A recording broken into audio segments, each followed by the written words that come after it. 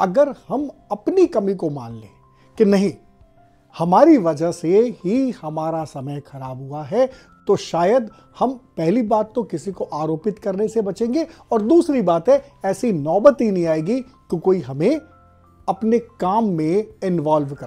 आप तो एक सोच में थे, एक विचार में थे, बल्कि आप संशय में थे, आप कंफ्यूजन में थे कि मैं ये करूं या नहीं करूं। इतने में कोई व्यक्ति आता है और अपने काम में वो आपको शामिल कर लेता है। आप मौलिक बने ना, भले ही सारे विषयों का ज्ञाता ना बने, लेकिन किसी एक विषय को पकड़े और उस पर ग्रिप करें, और उसको ग्रिप करने के बाद में आप ये साबित भी मना करना सीखें, मानना सीखें, और मानने के बाद में सबसे महत्वपूर्ण चीज है कि अपने मूल कार्य की प्राथमिकता को सबसे पहले तय कर लीजिए।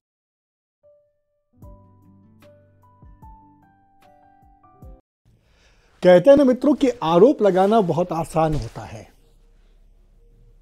बहुत आसानी से हम किसी पर भी कोई भी आरोप लगा सकते हैं, लेकिन जब हम अपने गिरेबान में झांकते हैं तो हमें लगता है कि ये आरोप जो है वो हमने अपने आप को समझे बगैर लगाया है। कई बार हम ये कहते हैं कि सामने वाला व्यक्ति जो है वो मेरा समय खराब कर रहा है, सामने वाले व्यक्ति ने मेरी प्राथमिकता को बदल दिया। ऐसा पॉसिबल है क्या कि कोई व्यक्ति आपका समय खराब कर दे? जब हम अपने समय को समझ ही नहीं पा रहे, या कोई भी व्यक्ति अपने समय को समझ ही नहीं पा रहा है, तो खराब करेगा क्या? लेकिन होता क्या है कि हम अपनी जो कमियां हैं वो मानते नहीं हैं और दूसरों पे दोषारोपण करते हैं। अगर हम अपनी कमी को मान लें कि नहीं, हमारी वजह से ही हमारा समय खराब हुआ है, तो शायद हम पहली बात तो किसी को आरोपित करने से बचेंगे, और दूसरी बात है ऐसी नौबत ही नहीं आएगी कि कोई हमें अपने काम में इन्वॉल्व कर सकेगा। और वो तभी होगा जब हमें अपने मूल कर्म का, मूल काम का, हमारा काम क्या है इसका पता होगा। मैं आपसे पूछता हूं कि आपको क्या पता है कि आपका मूल काम क्या है? बहुत सारे लोगों को पता नहीं होता कि उनका मूल कार्य क्या है, और वो क्या है जो इसको आप मूल कार्य के रूप में समझते हैं। क्या आप वो कार्य कर भी रहे हैं? बिल्कुल। अगर आपको ये पता है कि आपका मूल कार्य क्या है, तो निश्चित रूप से आप उस कार्य को कर भी रहे होंगे। और अगर आप उस मूल कार्य को कर रहे हैं, तो यह संभव ही नहीं है कि कोई व्यक्ति आपके समय को खराब करे, उस कार्य की क्रियान्वयन में अपनी भूमिका को विघटनकारी या विघ्नकारी के रूप में बनाए। कोई नहीं, आपके कार्य में विघ्न कोई नहीं डाल सकता। आपकी प्राथमिकता को भी कोई इधर उधर नहीं कर सकता, क्योंकि आप कार्य कर रहे होते हैं। लेकिन होता क्या है कि आप कार्य कर ही नहीं रहे होते, और जब आप कार्य कर नहीं रहे होते हैं, सिर्फ सोच रहे होते हैं, उस वक्त कोई व्यक्ति आपको अपने काम में इन्वॉल्व कर लेता है, अपने काम में शामिल कर लेता है, और आपकी जो सोच है, फिर मैं कह रहा हूं आपको, आप कार्य कर नहीं रहे होते, कोई क्रियान्वयन नहीं हो रहा होता, सिर्फ आप सोच रहे होते हैं। और उस सोच में दखल सिर्फ इस बात का आता है कि कोई व्यक्ति आपको अपने काम में शामिल कर लेना। तो अगर किसी ने तब आपको शामिल किया जब आप कुछ नहीं कर रहे थे, तो पहली बात तो आप ये आरोप नहीं लगा सकते कि मैं कुछ कर रहा था। दूसरा, आप ये भी नहीं कह सकते कि सामने वाला व्यक्ति अपने स्वार्थ के लिए मेरा यूज कर रहा है, क्योंकि आप तो जुड़ गए थे। अचानक से आपको याद आता है, अरे मेरे तो वो सोच रहा था।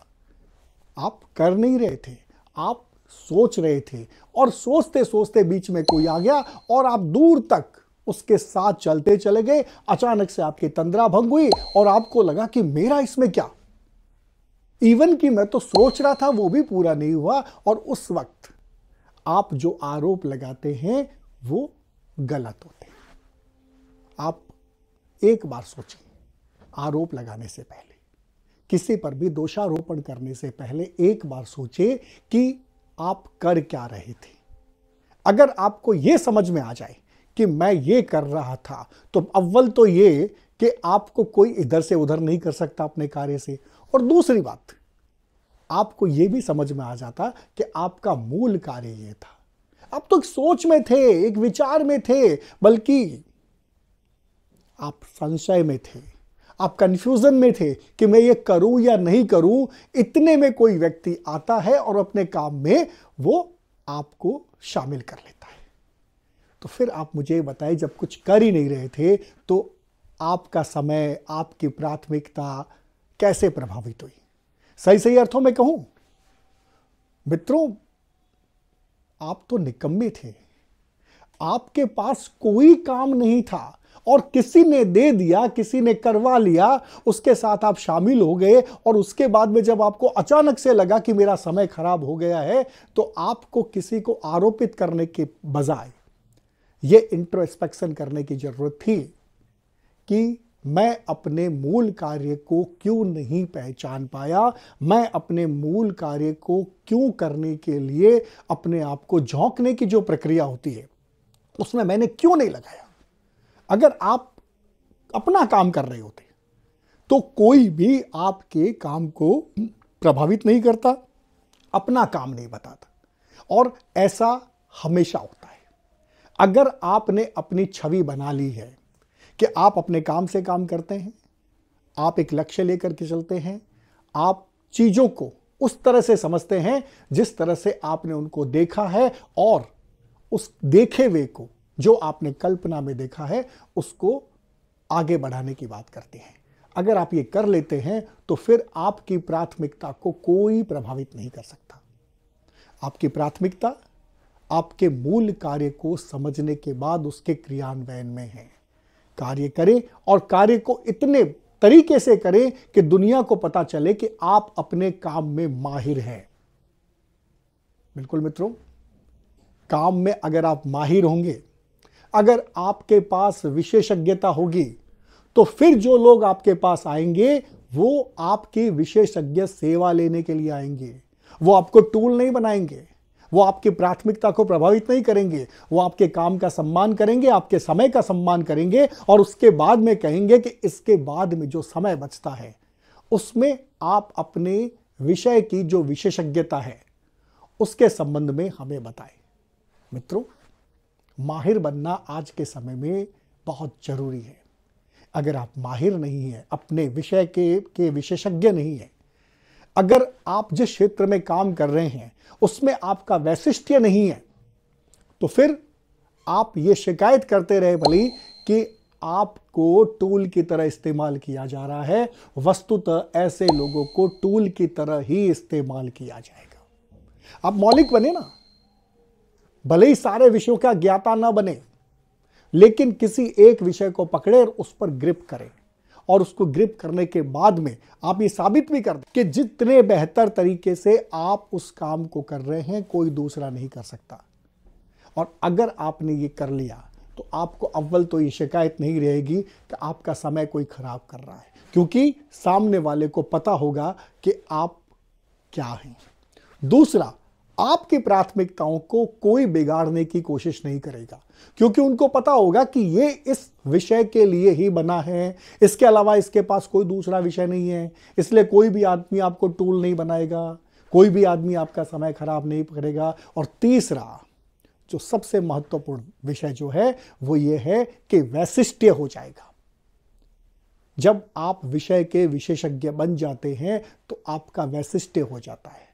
आप लाखों में गिने जाएंगे, हजारों में माने जाएंगे, आपको चिन्हित किया जाएगा, यह विषय, इस विषय के लिए फला व्यक्ति के पास जाओ। और मित्रों, पिछली बार भी मैंने आपको कहा था और इस बार भी कह रहा हूं, इसी को कहते हैं किरदार बनना। दुनिया भर की बातें जानने से कुछ नहीं पड़ा है, और आप जान भी नहीं सकते। हम जीवन भर विद्यार्थी रहते हैं, लेकिन कुछ विद्यार्थी ऐसे होते हैं जो अपनी कक्षा में पढ़ते हुए भी अपने जो सहपाठी होते हैं उनमें कुछ अलग होते हैं, कौंध लिए हुए होते हैं, स्पार्क लिए हुए होते हैं। बस विद्यार्थी रहें, जीवन भर विद्यार्थी रहें, सीखते रहें, लेकिन दो बातों का जरूर ध्यान रखें। नंबर एक, अपने विषय से मत भटकिए। आपका जो विषय है उस पर रहें। और दूसरा, आपको यह पता होना चाहिए कि मेरा मूल कार्य क्या है। मूल कार्य सीधा सीधा है, आपके विषय को समझना और उसे क्रियान्वित करना। सिर्फ सोचने में, उसके क्रियान्वयन के प्रयासों को लेकर के सशंकित रहने में, जितने सशंकित रहेंगे आप, उतने ही अधिक आप उलझाव में फंसते जाएंगे। इन उलझाव से दूर होने के लिए आपको एक दिशा तय करनी पड़ेगी, और वो दिशा होगी कि आपको अपने विषय में विशेषज्ञता हासिल करनी पड़ेगी। विविध विषयों की जानकारी हो भले आपको, लेकिन आप विशेषज्ञ जब बात को आप कहें, सीधे कहें। अगर आपको सीधा कहना आ गया कि मुझे इसकी जानकारी नहीं है, तो आप छोटे नहीं हो जाएंगे। बहुत सारे लोग तो सिर्फ इस पंचायती में कि मेरे को ये भी आता है, मेरे को वो भी आता है, मेरे को वो भी आता है, वो इतने उलझ जाते हैं कि वे अपने लिए कुछ भी नहीं कर पाते। इसलिए मना करना सीखें, मानना सीखें, और मानने के बाद में सबसे महत्वपूर्ण चीज है कि अपने मूल कार्य की प्राथमिकता को सबसे पहले तय कर लीजिए। एक ऐसा माहौल बना दीजिए कि इस विषय पर अगर बात करनी है तो आपके पास एक मौलिक चिंतन है। मित्रों, अपनी मौलिकता, अपनी रचनात्मकता आपको उस मकाम तक पहुंचा देगी जहां पर आप वैशिष्ट्य स्थापित कर सकते हैं। तो आपकी प्रतिष्ठा अगर वैशिष्ट्य के रूप में आपको करनी है, विषय विशेषज्ञ के रूप में करनी है, तो आप अपने मूल कार्य से इधर उधर मत होइए और गाहे बगाहे ये संदेश देते रहिए कि अगर आपको मेरे से कुछ लेना है तो मेरे विषय पे बात करनी पड़ेगी। और यही वास्तविकता होगी। आस्तिक न नास्तिक बने वास्तविक, इस कड़ी में हमने आपसे अपने मूल कार्य को जानने की एक अपील की है। अगर आपको आज भी ये पता नहीं है कि आपका मूल कार्य क्या है, तो उसको जान लीजिए। और अगर ये इतना भर आपने जान लिया तो आपको दुनिया से कोई शिकायत नहीं रहेगी, क्योंकि आपकी छवि बनने लगेगी। आप उस सब्जेक्ट के माहिर बन जाएंगे, और माहिर बनना आज के समय की सबसे बड़ी टास्क होती है। आप जितनी कोशिश करेंगे, समाज आपको उतना ही अधिक रिकॉग्नाइज करेगा। वास्तविक बने, आस्तिक न नास्तिक बने वास्तविक। हम फिर एक नए विषय के साथ मिलेंगे, तब तक के लिए हमें आज्ञा दीजिए। नमस्कार। हाँ, अंधेरा आज हम